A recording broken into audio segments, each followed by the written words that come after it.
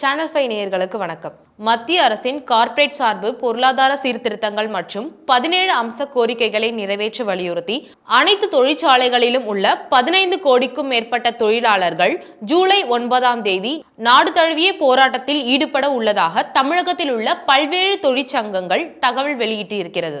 சென்னையில் நாளை நடக்க இருக்கும் நாடு தழுவிய போராட்டத்தில் திமுகவின் தொழிற்சங்கமான தொமுச, மார்க்சிஸ்ட் கம்யூனிஸ்ட் கட்சியின் CITU, காங்கிரஸ், மதிமுக, CPI உள்ளிட்ட பல்வேறு கட்சியின் ஆதரவு இருக்கும் என தொழிலாளர்கள் முன்னேற்ற சங்க பேரவையின் தலைவர் மு. சண்முகம் அறிக்கை வெளியிட்டுள்ளார். மேலும் தமிழ்நாட்டில் நாளை நடக்க இருக்கும் போராட்டத்தையொட்டி பெரும்பாலான அரசு பேருந்துகள் இயங்காது எனவும் ஆட்டோக்கள் இயங்க வாய்ப்பே இல்லை எனவும் சண்முகம் தெரிவித்துள்ளார்.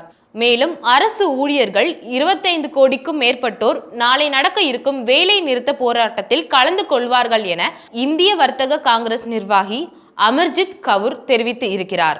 மேலும் நாளை நடக்க இருக்கும் இப்போராட்டத்தில் வங்கி மற்றும் காப்பீட்டுத் துறையின் பங்கும் முதன்மையாக இருக்கும் என அவர் குறிப்பிட்டுள்ளார். மேலும் நாளை நடக்க இருக்கும் போராட்டத்தில் வங்கி மற்றும் காப்பீட்டுத்துறை இணைய போவதாக அவர் கூறியிருக்கிறார். நாளை நடக்க இருக்கும் நாடு தழுவிய வேலை நிறுத்த போராட்டத்தில் தமிழக